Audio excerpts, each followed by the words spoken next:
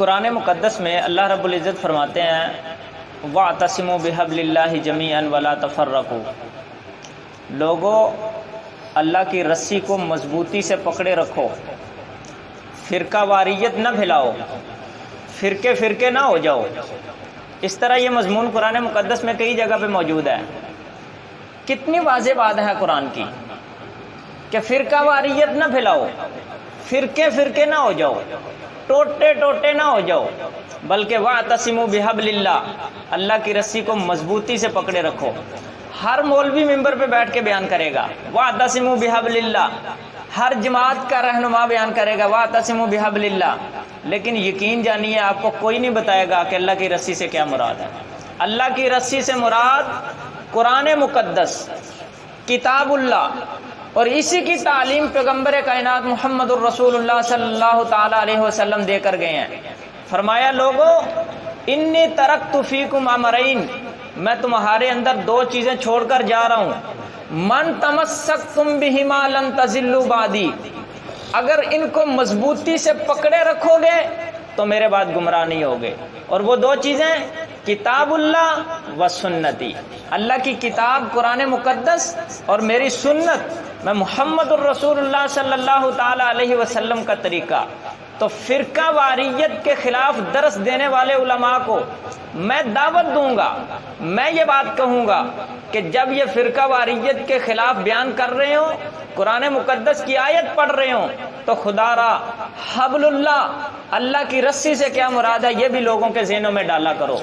یہ بھی لوگوں کو بتایا کرو کہ اللہ کی رسی سے مراد قرآن مقدس ہے۔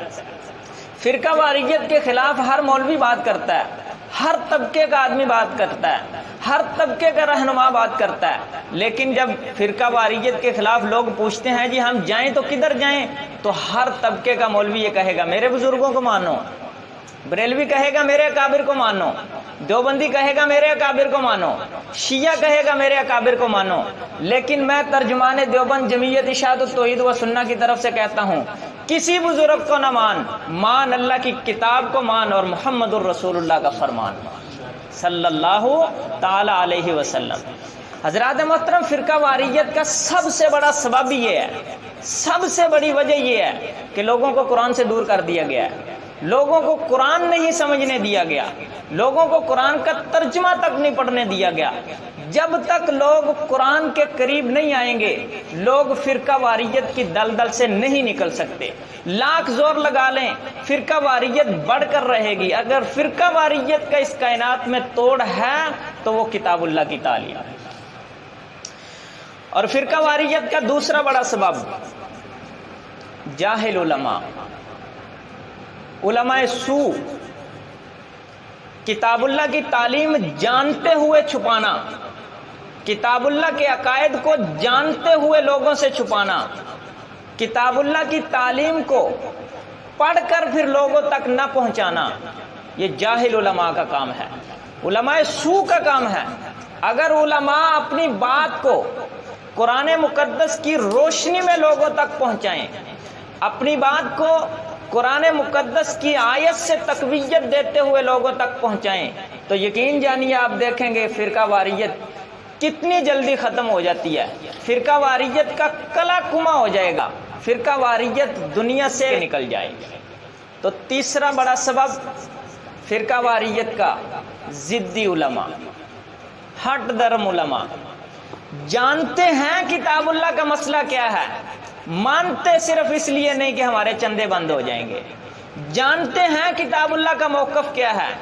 مانتے اس لیے نہیں کہ ہمارے مقتدی کم ہو جائیں گے، جانتے ہیں کتاب اللہ کا موقف اور مسلک کیا ہے، لوگوں تک پہنچاتے اس لیے نہیں کہ ہمارا جھوٹ آشکارا ہو جائے گا، لوگ پہچان جائیں گے کہ ابھی تک تم جھوٹ بولتے تھے ہمارے ساتھ۔ کتاب اللہ کی تعلیم جب لوگوں کے سامنے آئے گی، کتاب اللہ کا موقف جب لوگوں کے سامنے آئے گا، کتاب اللہ کی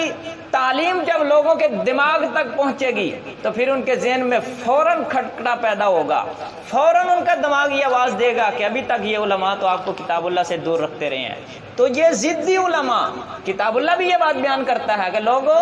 یہ جو لوگوں نے اختلاف کیا ہے آپس میں کتاب اللہ اس اختلاف کو دور کر سکتا ہے، لیکن یہ لوگ اختلاف کو دور نہیں کرتے، بغیم بینہم، آپس میں ضد کی وجہ سے۔ تو یہ جو ضدی علماء ہیں یہ بھی فرقہ واریت کا ایک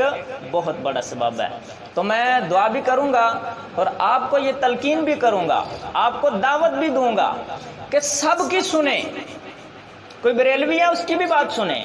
کوئی دیوبندی ہے اس کی بھی بات سنیں، کوئی اہل حدیث ہے اس کی بھی بات سنیں۔ جب آپ کے پاس ان تین باتوں کا مجموعہ آ جائے گا تو اللہ نے یہ کھوپڑی میں عقل رکھی ہوئی ہے، یہ دماغ میں اللہ رب العزت نے عقل رکھی ہوئی ہے، آپ کا دماغ خود بتائے گا کہ حقیقت کیا ہے اور حق کیا ہے۔ اور قرآن مقدس اس بات کی تعلیم دیتا ہے، فَاعْتَبِرُوا يَا أُولِي الْأَبْصَارِ، عقل والو کچھ غور کرو، افلا يتدبرون القرآن ام علی قلوب اقفالها، یہ لوگ قرآن کے اندر غور و فکر کیوں نہیں کرتے؟ کیا ان کے دلوں کے اوپر تالے لگے ہوئے ہیں؟ یہ قرآن مقدس کی ببانگ دوہل آوازیں ہیں، قرآن مقدس کی تعلیم ہے۔ میرا کام تھا آپ تک قرآن کا پیغام پہنچانا، آپ کا کام ہے قرآن کی تعلیم کو سینے میں محفوظ کرنا اور راہ ہدایت پا جانا۔ باقی ہدایت دینا یہ اللہ کے قبضہ قدرت میں ہے، یہ نہ میں ہدایت کسی کو دے سکتا ہوں، صرف رہنمائی کر سکتا ہوں، بتا سکتا ہوں قرآن کی یہ تعلیم ہے، ماننا نہ ماننا یہ ہر انسان کا اپنا بس ہے۔